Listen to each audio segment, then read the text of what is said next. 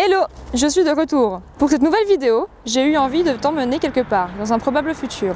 Un futur pas si lointain, souhaité très fort par les associations de personnes intersexes et leurs alliés. Un futur pour lequel elles militent depuis plusieurs dizaines d'années. Dans ce futur, la parole des personnes intersexes et le consentement sont devenus les éléments fondateurs d'une prise en charge toute neuve et pourtant déjà évidente. On est sorti de la binarité des sexes, aka du fait qu'il n'existe que des femmes et que des hommes. Et en même temps, on est sorti du pathologique, c'est-à-dire de penser tout ce qui ne peut pas rentrer dans la case mâle ou dans la case femelle est une maladie, une anomalie ou un désordre. Et donc, il n'y a plus d'assignation chirurgicale, de mutilation, de stérilisation, de traitements hormonaux non consentis, basta. Désormais, on se soucie du bien-être de l'enfant de façon tout autre.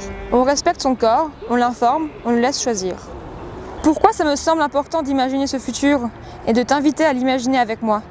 Parce que parfois, je me dis qu'il est important de traduire toutes nos revendications dans quelque chose de concret et de joyeux.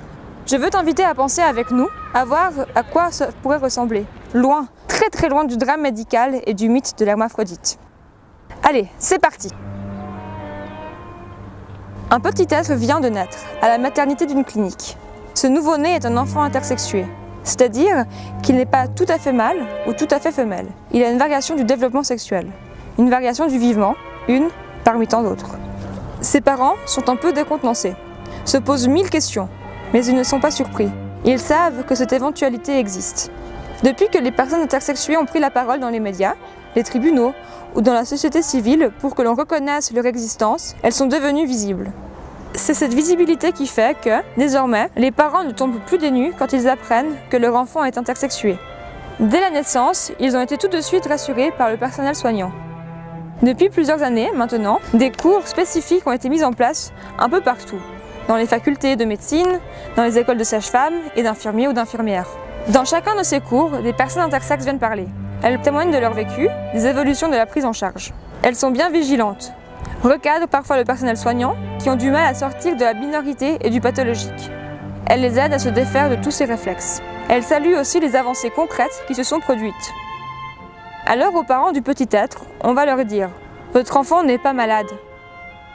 La sage-femme et le pédiatre leur ont donné différentes brochures pour leur proposer de les mettre en contact avec des associations de personnes intersexuées.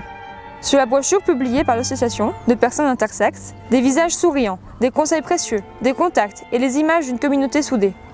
Les parents ont accepté et les membres de l'association sont arrivés. Je ne peux pas vous dire tout ce qui s'est dit entre eux. Ça reste leur histoire. Mais je peux vous dire qu'il y a eu de longs échanges. Quelques signes de soulagement, des sourires, quelques rires, des promesses d'accompagnement et de se voir très vite. Alors l'enfant sera d'abord et avant tout un enfant. Et il sera ce qu'il veut être. Se déterminera comme il l'entend, dans le genre qu'il se découvrira. Ou non d'ailleurs. Sans pression notamment, car dans le mouvement, l'obligation de déclaration d'un sexe à l'état civil s'est évaporée. Pas facilement, mais quelques États pionniers ont ouvert le bal. Et, depuis, progressivement, beaucoup d'autres se sont engouffrés dans la brèche. Les parents du nouveau-né n'ont pas eu à déroger à quoi que ce soit, et notamment à l'obligation de ranger leur enfant dans une case genrée. Quelques mois plus tard, l'enfant est gardé à la crèche. Là encore, les personnes en charge ont été formées. Pas de crainte alors. D'ailleurs, c'est ainsi dans tous les lieux de la socialisation de l'enfant, dans toutes les structures qui l'accompagnent. La bienveillance est de mise partout, jusque dans les livres de biologie qui reconnaissent aussi son existence au lieu de l'invisibiliser. Et un jour, à un moment donné, il rencontrera sans doute d'autres personnes intersexes. Certaines de ces personnes auront découvert leur intersexuation plus tardivement, à l'adolescence par exemple, ou même plus tard. Elles aussi, on leur a laissé la liberté d'être tout ce qu'elles veulent. Et la communauté intersexe sera belle et grande, de toutes ses formes d'être et de vivre la diversité humaine. Voilà, c'est tout. Plus d'urgence, plus de drame, plus de secrets. De l'écoute, du consentement, de la bienveillance et de l'amour. Beaucoup d'amour.